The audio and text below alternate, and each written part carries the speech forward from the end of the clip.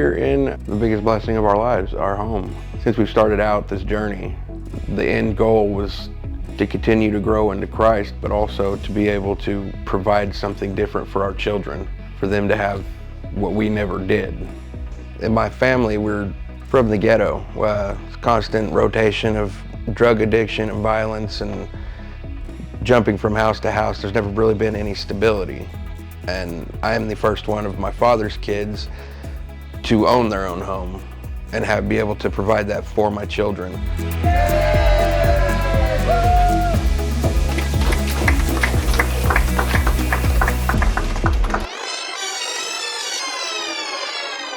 I was in the hard part of my addiction, using every day, constantly.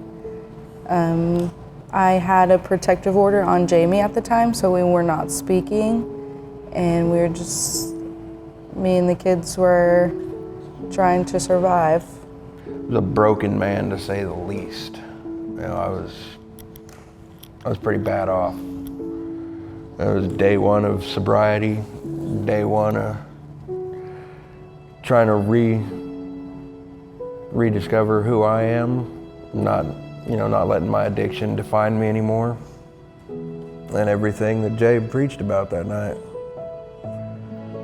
I was holding composure when I walked in here, but when I walked out, I was a sobbing mess. And right before Jay started preaching that night, he said, I don't know who needs to hear this, but God's put it on my heart that somebody's here for this message. And it was August 7th, 2019. Tonight was a Tuesday night. We ended up here at Fuel. I was sitting right back there, and I was in a pretty low spot in my life. I don't really know exactly what we were talking about that night, but I know that everything he said hit home. From day one, I knew that this was somewhere that I needed to be.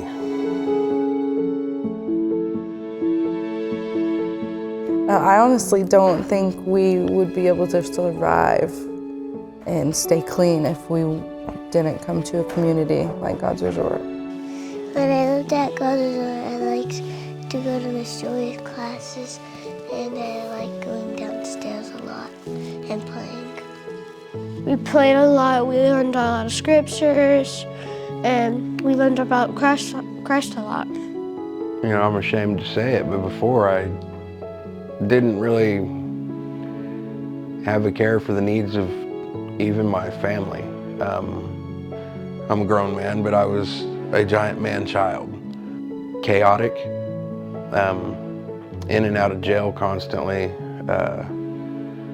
in between jobs all the time. There was no consistency to our life other than the fact that there was inconsistency. But now, we don't have to worry about, are we going to be able to pay the bills? Am I going to go to jail? I've been at the same job for coming up on 5 years here pretty soon. Our marriage is stronger than ever. We don't fight like we used to. We argue, of course, but used to our kids would see us argue and scream and go to 100 with each other in front of them, but now they see we resolve it and then we're back to normal. I'm flourishing in the stability. Because it just seems like a whole different life, and I'm in a completely new mindset. It's kind of like when we moved to God's Resort, I closed that chapter, and that's just something I don't reread ever. And you have wisely left behind old ways, old friends, and an old way of life to follow the way, the truth, and the life, and His name is Jesus. You are always welcome to come home here. Keep spiraling up. Love and prayers, Jay, Julie, and your God's Resort family. So when we first applied for Habitat, we were denied. And so that was a really hard hit for us. A lot of people at God's Resort urged us to work on what we needed to. We had Amy, Jay, and Bo, and all of the staff members there pouring the love of God back into us. And we felt like we were sinking below the waves. But God never left us, and He had more in store. And it came true because look where we're sitting right now.